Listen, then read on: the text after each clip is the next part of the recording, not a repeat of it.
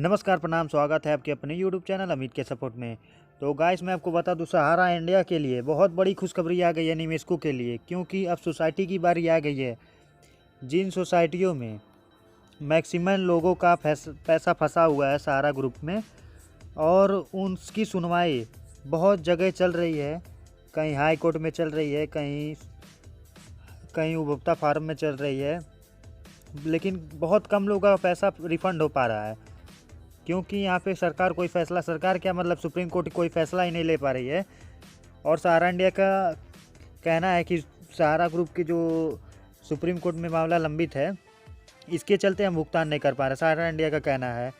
लेकिन अब जो मामला है सोसाइटियों का भी अब सुप्रीम कोर्ट में ट्रांसफ़र हो गया है, दिल्ली हाई कोर्ट में, जिसकी वीडियो मैंने कल आपको बताई थी कैसे की सुनवाई होगी किसकी नहीं। अगर आप तक अभी उस वीडियो को नहीं देखा तो उस वीडियो को जाके ज़रूर देखिए। कल आपको मैंने बताया था, आई बटन पे आपको वो वीडियो मिल जाएगी। उसमें मैंने पूरी बात आपको समझाया था, और इस केस का लिस्टिंग भी हो गया है, जिसमें मैंने उस वीडियो में पूरा केस किया है। वो जो एक और मैटर था जो 5 लोगों का, उसका फरवरी में वो इसका लिस्टिंग करवाया था 40 लाख, जिसका पैसा पता था 5 लोगों निवेशकों का। वो 5 ही लोगों का सिर्फ मैटर उसमें सुनवाई दिखाया जा रहा था। इनका रिफ़ंड के लिए जल्द से जल्द उसमें यही सुनवाई दिखाया दे रहा था। इनका एफआईआर सारा के खिलाफ़ दिखाया जा रहा था। और मैं आपको बता दूं कि मध्य प्रदेश में जो हाई कोर्ट से यही आदेश आया था कि हम एफआईआर करने का भी आदेश नहीं देंगे और रोकेंगे भी नहीं, जिसके अगेंस्ट में ये सुप्रीम कोर्ट में 5 लोग लेके चले गए मामला। और सुप्रीम कोर्ट में ये लिस्टिंग हुआ था, लेकिन उसको बोला गया कि मामला बोर्ड में है और 2 सप्ताह के लिए और टाल दिया गया। आपको लास्ट में सुनवाई वाली जो हुई थी 27 फरवरी को जो सुनवाई हुई थी, जो 2 सप्ताह के लिए 17 मार्च को जो सुनवाई होगी, लेकिन उसमें टोटल जो इन्वेस्टर जो सोसाइटी के इंडिया के सोसाइटी के इन्वेस्टर हैं उनका कुछ नहीं होने वाला था। लेकिन अब जो मामला लिस्टिंग हुआ है जो दिल्ली हाई कोर्ट से ट्रांसफ़र होकर सुप्रीम कोर्ट में गया है, उसमें सारे लोगों का भुगतान से रिलेटेड सुना जाएगा। क्योंकि सीआरसी लेके मैटर गई है, चारों सोसाइटी और तीन सोसाइटी लेके दिल्ली हाई कोर्ट से गया है। और जो एक सोसाइटी छूट रही थी जो है हैदराबाद तेलंगाना से, उसका भी आदेश आया, साथ ही में सीआरसी उस केस को भी लेके चल रही।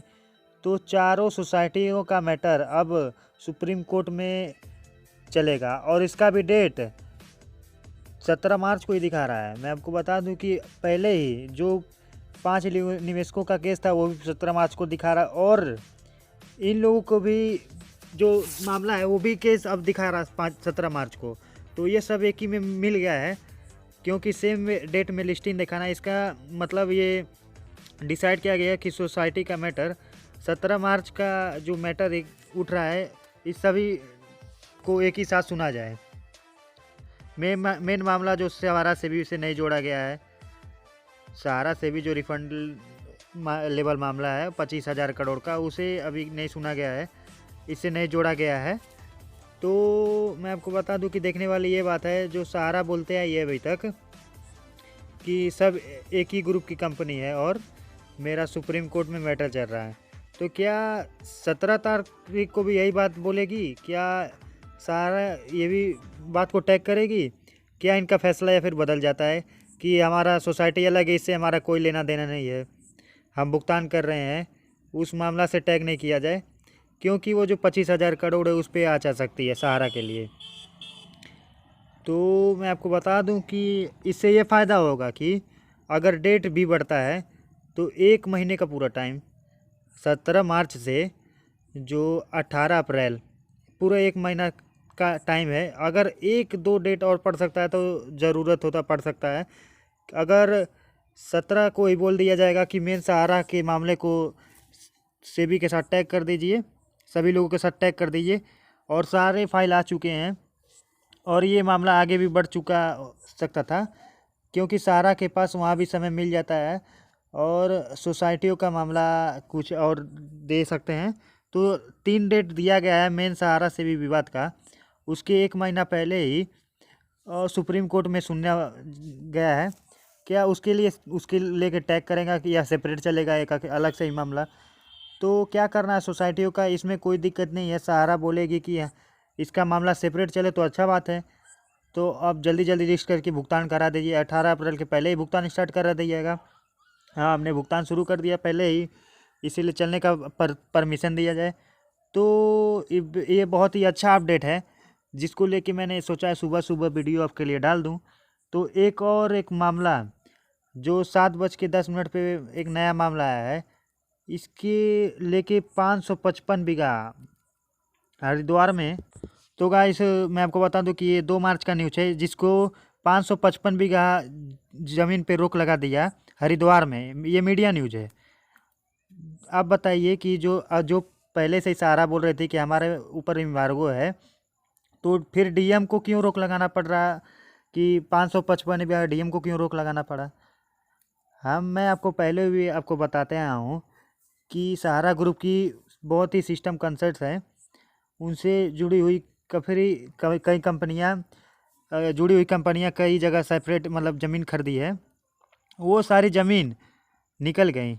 तो एम्बार्गो ये जो 5-6 मेन कंपनियां हैं, जो सहारा ग्रुप की कंपनियां हैं, जो छोटे छोटे कंपनियां हैं डालकर और खरीदर गया था, उस ज़मीन पे रोक नहीं लगा था और सहारा ने धीरे धीरे उसको उड़ा लिया। तो क्या कोई जानता है कि सहारा ने पटना में ज़मीन खरीदा था, किसके नाम पे खरीदा था? कोई नहीं देखा था। तो उसी तरह हरिद्वार के मामले में भी यही हुआ है। हरिद्वार वाले मामले में यही हुआ है कि जो रोक डीएम को लगाना पड़ा, क्योंकि वहाँ पे कुछ मतलब मामला चल रहा होगा, इसीलिए रोक लगाना पड़ा। और ज़मीन दूसरे सिस्टम कंसेप्ट के नाम पे है वो, ये भी बात उसमें लिखा हुआ है, हिंदुस्तान की न्यूज़ पे आप जाकर देख सकते हैं। तो मैं आपको शुरू से यही बताते आया हूँ कि सहारा इंडिया कहीं भी अपने ग्रुप के बारे में ये नहीं बताई है कि 500 ये कंपनियाँ हैं वो हमारी हैं, और जो हम ज़मीन भी खरीद रहे हैं वो सब कंपनियाँ एक साथ जुड़ के खरीद रही हैं। एम्बार्गो सुप्रीम कोर्ट ये बता रही है, लेकिन मेन सहारा कमर्शियल हो गया, प्राइम सिटी हो गया, सहारा इंडिया पार्टनरशिप हो गया, सहारा सोसाइटी हो गया, इन सब पे रोक लगाया गया है। लेकिन सहारा के 1 करोड़ से ज़्यादा पैसा उठाया, 1 लाख करोड़ से ज़्यादा पैसा उठाया। तो जो 2 करोड़ के पैसा जो नए नए कंपनियों में डाला गया, उसके थ्रू ज़मीन खरीदवाई गई, उस पर रोक नहीं लगा है। वही बिक रहा होगा क्योंकि वो नई कंपनियां खरीद रहेंगी। तो ये अच्छा चीज़ है जो वहाँ पे डीएम जो रोक लगाए, वहाँ पे बहुत अच्छा कदम है उनके लिए, बहुत अच्छा डिसीजन है उनके लिए, क्योंकि उनके पास भी काफ़ी ज़्यादा कंप्लेन जा रहा होगा सहारा के रिलेटेड, इसलिए उन्होंने रोक लगा दिया होगा। तो मैं आपको ये जानते होंगे कि सहारा की ज़मीन है, उसका रजिस्ट्री हो गया, और मेन सहारा इंडिया के इमार्गो लगा हुआ है, वो कंपनी में रजिस्टर है, उसका परचेज नहीं हुआ था उस ज़मीन का। तो अच्छी खबर यही आई है कि यही खबर ही आई थी जो मैंने पहले भी आप अच्छी अच्छी खबर आई थी उसके भी मैंने अपडेट दिए हैं आपको पहले चैनल पे। तो सहारा और सेबी अडानी का जांच हो रहा है और 2 महीना के अंदर रिपोर्ट देना है। तो 6 जिसमें रिटायर्ड जज एक हैं, निष्पक्ष रूप से काम हो रहा है इस समय। तो मैं आपको बता दूं कि अभी जो सुनवाई चल रही है, अब वो सब एक ही साथ सुनवाई होगी, और इस पे क्या होगा, बस आप हमारे चैनल को सब्सक्राइब कर लें और बेल आइकन को भी दबा दें, ताकि आप जान सकें इसके सुनवाई में क्या होगा। ये जो साथ में सभी सुनवाई जो एक ही साथ 17 मार्च को होगी इस पे। तो मैं आपको बता दूं कि हाल ही में सुप्रीम कोर्ट ने काफ़ी लोगों का संविधान निकाल लिया है, काफ़ी लोगों को न्याय दिलाया है। तो देखिए क्या सहारा के निवेशकों को भी न्याय दिला पाएगी सुप्रीम कोर्ट। देखते हैं 17 मार्च को सुनवाई में, सभी की सुनवाई में क्या होता है। तो बस आज की वीडियो में इतना रखते हैं। अगर वीडियो पसंद आए तो हमारे चैनल को सब्सक्राइब जरूर कर लें और साथ ही बेल आइकन को भी दबा दें, ताकि आप सहारा से कोई भी अपडेट मिस ना कर पाते हैं। मिलते हैं नए वीडियो में नए अपडेट के साथ, तब तक के लिए बाय बाय।